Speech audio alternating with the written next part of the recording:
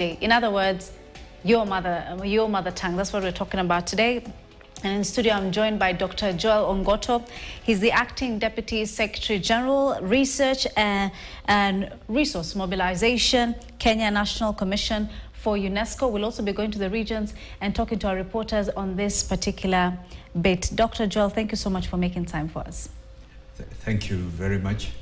Right, now the International Day International Mother Language Day was marked officially yesterday. That is the 21st of February. Could you maybe just tell us what's the significance of this day? Yeah, this day is very, very important to humanity because as a commission for UNESCO, we know that quite a number of mother languages are disappearing, or mother tongues are disappearing, because many of our young people don't speak their mother tongues, especially the ones who reside in urban centers. And that is why UNESCO designated this day in 1999 right, to promote the speaking of mother tongues or mother languages, because the UNESCO, as a UN agency, believes that to promote culture, both intangible and tangible culture, we really need to promote our mother languages. And some are disappearing. That's why they need to be protected and preserved. They also play a big role in promotion of education. Research has shown that if young people who speak their mother tongues, educational attainment tends to be better. There is nothing bad like speaking to a young person who has just come to school for the first day and you speak in a language he or she does not understand. Right. That is an education.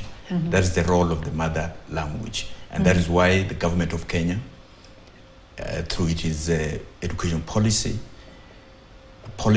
has demanded that grade 1 to 3, the young children have to be taken through their mother language. They have to be taught in we refer to them as indigenous languages, the language of the catchment area. Of course, I mean, you have to start early to make sure that they learn this language and get to speak it a bit later. But before we come back to you, I want us to go to our reporter in Nyeri, that is Clement Masombo. Clement, good morning. What are people saying about International Mother Language Day in Nyeri? Well, good morning to you, Fatia. Indeed, the International Mother Language Day was actually celebrated yesterday with the theme that multilingual education is pillar for intergenerational learning. So it is for that same reason that I want to speak to some of the residents of Nyeri to get to know actually if they understand their mother language and what do they know about the International Mother Language Day. Asante sana, tueleze jina lako nani, unajua hii siku ya International Mother Language Day na unajua lugha yako ya mama? Kabisa, mimi naitwa Mbao kutoka Nyeri. Mimi ni mfanyabiashara Nyeri. Mother tongue. Sasa naweza ongea kwa Kikuyu. Na hebu nihesabie kutoka 60 hadi 70 kwa Kikuyu. 60, 61, 62. Na Kikuyu unihesabie na Kikuyu. Hesabu kwa Kikuyu. 61 na 2 na 3 na 4 na 5 na 6 na 7 na 8 na 9 70. Haya, sawa. Unaona wewe mwenzako karibu hapo, wewe umeona mwenzako pale alikuwa ameshaanza kuhesabu 60 61, lakini nataka kwa Kikuyu. Wewe kwanza unajua umuhimu wa kuongea lugha yako ya mama? Ugo ni njendete muno tukwaria Gikuyu tondu na ciana ciakwa nyenda cikeria Gikuyu. Koguo nani nyendaga muno kwaria lugha ya mama na ni Gikuyu. Hebu nihesabie kutoka 91 hadi 100 na Kikuyu. 90, 91, 92, 93, 93, 94, 95, 96, 97, 98, 99 na 100 na 100. Aya, sawa, huyo anaitwa Washira. Karibu hapa ndugu, tueleze jina lako nani, na je, wewe unajua umuhimu wa kuongea ama kufunza watoto lugha ya mama? Ni hamari twajeta kwa mathenge. Ani ne genaga muno kwaje ni rũthiomi rũu rwitũ rwa Gĩkũyũ, na nĩ ngeragia kũbundithia ciana gũciruta Ũgĩkũyũ tondũ nĩ ndĩciĩraga Ũgĩkũyũ wokĩte mbere ya nginya wa ndini. So nĩ ngenaga nginya rĩrĩa maranjaria na Gĩkũyũ ona ngeithi cia Ũgĩkũyũ. Aya, sawa. Nataka kunihesabia kutoka 120 hadi 127 na Kikuyu. Nĩ igana na mũgwanja, igana rĩmwe, igana rĩa igĩrĩ, igana rĩa ithatũ, igana na inya, igana na ithano, igana na ithathatũ, igana na mũgwanja. All right, Fatia, you've just got it from some of residents here. Of course, they say, from what they have said, is that they prefer they prefer ensuring that their children and even themselves know and learn and to also get to understand the Kikuyu language, because it is from that they will understand what their culture dictates. But of course, this being an international day, we have allowed them to speak in their mother tongue. So that's all from Nyeri County. Fatia. Right, Clement, thank you for that. Of course, they're very, very proud of speaking their language there. They're speaking in Kikuyu. I mean, Dr. Joel, you've seen the pride that they have on their faces when they're talking in their language. But just tell us maybe, why is it important then to preserve and promote linguistic diversity in any particular country? Yeah, thank you, Fatia. Really, linguistic diversity is part of what UNESCO stands for. And as a commission for UNESCO, we believe that diversity is our strength, and that, as you can see, language promotes education. Any language promotes culture. It promotes sustainable development. So without language, we can really not promote social integration. And communication is very, very important. If you cannot be able to communicate, right, then you cannot even then promote social development.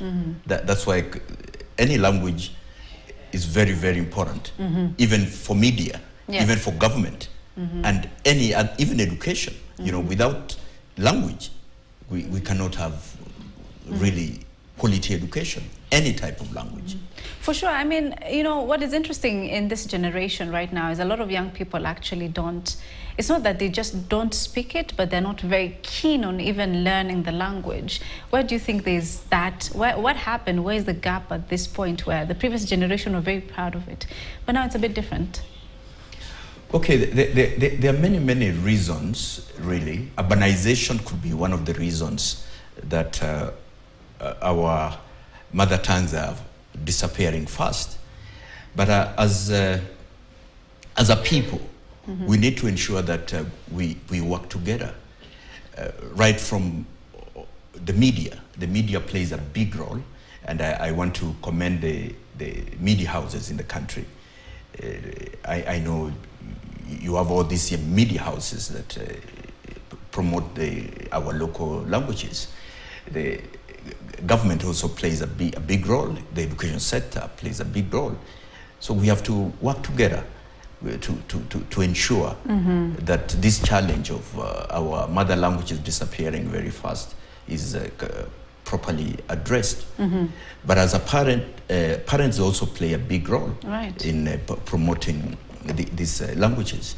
If you don't speak the languages in the house, the children will not be able to speak. So that is why, as a commission for UNESCO, we deliberately decided that this day has to be marked in the country. We marked it yesterday at the Migori Teachers College because we know that teachers play a big role in promotion of these mother languages. Are there any specific languages that are disappearing quicker than other languages in Kenya? Absolutely. As I said, you know, I coordinate research at the Commission for UNESCO, and we publish the Kenya National Commission for UNESCO journal. I've seen papers that say that Suba as a language is it's disappearing. There could be many reasons why. The Elimolo as a language is also disappearing. I've also seen papers that talk about the Ogiek and others. And at one time, you may find that there is not even a single person who is able to speak in those languages. So as a commission for UNESCO, we've deliberately decided to work with various stakeholders, including the media, and that's why I'm here this morning to discuss this. So then as media, you can see what you can do to promote this. Could be the education sector has also a big role to play, and we're working with the Kenya Institute for Curriculum Development to ensure that some of these challenges are properly addressed. Then how do you think languages in itself shape even the cultural identity and heritage of a country? For instance, Kenya. You know, let's talk about like tourism. A lot of the times we see it's a lot of Maasai that is being promoted, and maybe even tourists coming in, they learn a bit of Maasai, and that seems like the language, or even Swahili because people speak it. So how do you think the language itself shapes cultural identity and heritage? You know, you have already said it. In fact, one of our main programs at the Commission for UNESCO is a promotion of intangible and tangible culture. And that's why we have various interventions on how we can promote and preserve our culture. As I said at the beginning, to promote culture, language should be one of the main interventions because it's a career for music. You know, like you've given the example of the Maasai, you know, the singing. You have to sing in Maasai and any of our many communities. So by singing, you preserve that language, and on. By practicing various cultural practices, you are able to preserve the language. And there is no doubt that language is very, very important in protection and conservation of heritage and our beautiful cultures. You talked about indigenous languages. Yes. Are they specific languages, or they're just languages that belong to specific communities? Because is it really possible to teach specific languages in every class, in every school, for people to understand? So for instance, if you're in a certain area like Clementa and Nyeri, the number of people who speak Kikuyu are more. So do you then introduce Kikuyu in school to make sure that everybody learns Kikuyu, or how do you make that work? You say our constitution talks about English and Kiswahili, and could be the Kenyan Sign Language as the languages that are recognized by the constitution.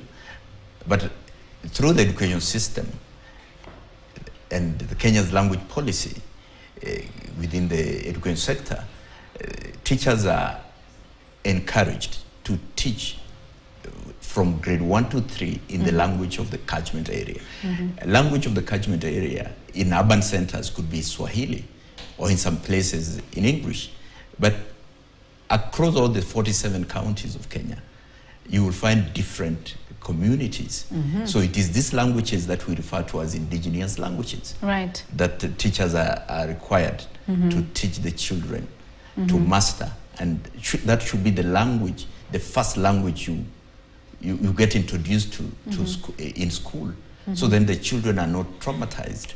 You say, if you speak, like if I start speaking to you, could be in Spanish or French, a language you have never heard, that will basically affect your self-esteem and your academic achievement. So so the problem is when people associate acquisition of language with intelligence, and there's no connection at all, and research has shown that. But don't you think sometimes the society is what makes people connect to, if you can't speak a certain language, then, you know... Those are the things we are here to address this morning. Right. Yes. Right. Okay. I want us to take a short commercial break. Yes. And then we continue with this conversation, all right? Thank you. Right, let's take a short commercial break here on News Center. We'll continue with this conversation on International Mother Language Day that was marked yesterday. Let's take that break, and then we'll be back on the phone.